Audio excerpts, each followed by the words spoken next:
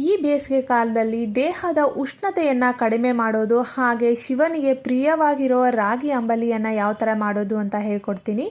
ಕುಡಿದ ತಕ್ಷಣವೇ ನಿಮ್ಮ ಬಾಡಿ ಕೋಲ್ಡ್ ಆಗುವಂಥ ಏಕೈಕ ರೆಸಿಪಿ ಅಂತಲೇ ಹೇಳ್ಬೋದು.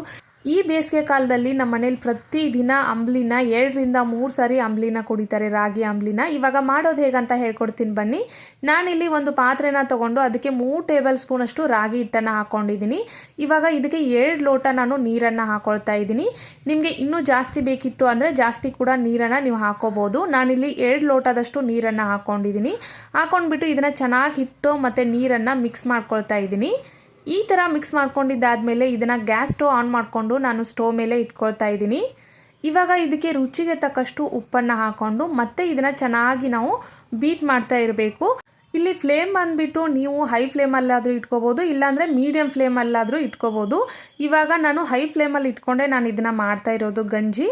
ಇವಾಗ ಸಂಪೂರ್ಣವಾಗಿ ಇದು ಹಿಟ್ಟೆಲ್ಲ ಮಿಕ್ಸ್ ಆಗಿಬಿಟ್ಟು ಬಾಯ್ಲ್ ಆಗಕ್ಕೆ ಇದೆ. ಇದು ಈ ಟೈಮಲ್ಲಿ ನಾವು ಮೀಡಿಯಂ ಫ್ಲೇಮಲ್ಲಿ ಇಟ್ಕೊಳ್ತಾ ಇದ್ದೀನಿ, ಯಾಕಂದರೆ ಮೇಲೆ ಉಕ್ಕಿ ಎಲ್ಲ ಹೊರಗಡೆ ಬರುತ್ತೆ. ಸೊ ಹಾಗಾಗಿ ಮೀಡಿಯಂ ಫ್ಲೇಮಲ್ಲಿ ಇಟ್ಕೊಂಡು ಚೆನ್ನಾಗಿ ಬಾಯ್ಲ್ ಮಾಡ್ಕೊಳ್ತಾ ಇದ್ದೀನಿ ಇದನ್ನು.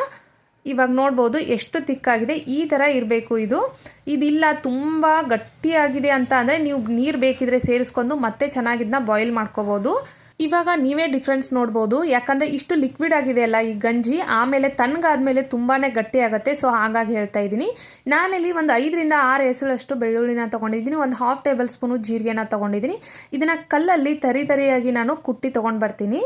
ಇಲ್ಲಿ ನಾನು ಒಂದು ಅರ್ಧ ಈರುಳ್ಳಿನ ಚಿಕ್ಕದಾಗಿ ಕಟ್ ಮಾಡ್ಕೊಂಡಿದ್ದೀನಿ. ಸಾಧ್ಯ ಆದಷ್ಟು ಚಿಕ್ಕದಾಗಿ ಪೀಸಸ್ನ ಮಾಡ್ಕೋಬೇಕು. ಒಂದು ಅರ್ಧ ಈರುಳ್ಳಿ ಮಾತ್ರ ತೊಗೊಂಡಿದ್ದೀನಿ, ಜಾಸ್ತಿ ಈರುಳ್ಳಿ ತೊಗೊಳೋದಕ್ಕೆ ಹೋಗಬಾರ್ದು.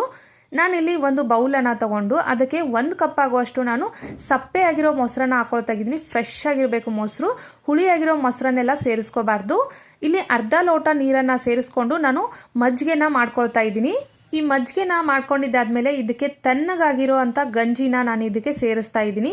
ಗಂಜಿ ಏನಾದರೂ ತುಂಬ ಗಟ್ಟಿಯಾಗಿದೆ ಅಂತ ಅಂದರೆ ಮಜ್ಜಿಗೆನ ನೀವು ತೆಳುವಾಗಿ ಮಾಡ್ಕೋಬೇಕು. ಇವಾಗ ತೆಳುವಾಗಿರೋ ಮಜ್ಜಿಗೆಯಲ್ಲಿ ನಾನು ಇದನ್ನು ಸೇರಿಸಿ ಚೆನ್ನಾಗಿ ಇದನ್ನು ಮತ್ತೆ ಮಜ್ಜಿಗೆನ ಯಾವ ಥರ ಮಾಡ್ತೀವಲ್ಲ ಸೇಮ್ ಅದೇ ಥರ ಇದನ್ನು ಮತ್ತೆ ಬೀಟ್ ಮಾಡ್ಕೊಳ್ತಾ ಇದ್ದೀನಿ. ಅಂಬ್ಲಿಯನ್ನು ಯಾವಾಗಲೂ ತೆಳುವಾಗಿ ಮಾಡ್ಕೋಬೇಕು, ಯಾಕಂದರೆ ಇದು ಆಮೇಲೆ ಒಂದು ಸ್ವಲ್ಪ ಹೊತ್ತು ಬಿಟ್ಟಿದ್ದಾದಮೇಲೆ ಮತ್ತೆ ತುಂಬ ಗಟ್ಟಿ ಆಗುತ್ತೆ. ಸೊ ಹಾಗಾಗಿ ಸಾಧ್ಯ ಆದಷ್ಟು ಮಾಡ್ಕೊಳ್ಬೇಕಾದ್ರೆ ತೆಳುವಾಗಿ ಮಾಡ್ಕೊಳ್ಳಿ. ಇವಾಗ ಈರುಳ್ಳಿ ಆಮೇಲೆ ನಾನು ಜಜ್ಜಿಟ್ಕೊಂಡಿರೋ ಜೀರಿಗೆ ಮತ್ತು ಬೆಳ್ಳುಳ್ಳಿನ ಹಾಕ್ಕೊಂಡು ಚೆನ್ನಾಗಿ ಮಿಕ್ಸ್ ಮಾಡ್ಕೊಳ್ತಾ ಇದ್ದೀನಿ. ಹಸಿ ಈರುಳ್ಳಿ ವಾಸನೆ ಇಷ್ಟಪಡದೇ ಇರೋರು ಗಂಜಿ ಮಾಡ್ಕೋಬೇಕಾದ್ರೇ ಈರುಳ್ಳಿ ಮತ್ತು ಬೆಳ್ಳುಳ್ಳಿನ ಹಾಕೋಬೋದು. ಇವಾಗ ಮೇಲೆ ಸ್ವಲ್ಪ ಕೊತ್ತಂಬರಿ ಸೊಪ್ಪನ್ನು ಹಾಕ್ತಾ ಇದ್ದೀನಿ. ಹಾಗೆ ಒರಿಜಿನಲ್ ನಿಮಗೆ ರಾಗಿ ಅಂಬ್ಲಿ ಟೇಸ್ಟ್ ಬೇಕು ಅಂತ ಅಂದರೆ ರಾತ್ರಿ ಮಾಡಿಟ್ಟು ಬೆಳಗ್ಗೆ ಕುಡಿದ್ರೆ ಮಾತ್ರ ಒರಿಜಿನಲ್ ಟೇಸ್ಟ್ ಬರುತ್ತೆ. ಇಲ್ಲ ಮಿನಿಮಮ್ 4 to 5 ಅವರ್ ಇಡಬೇಕು.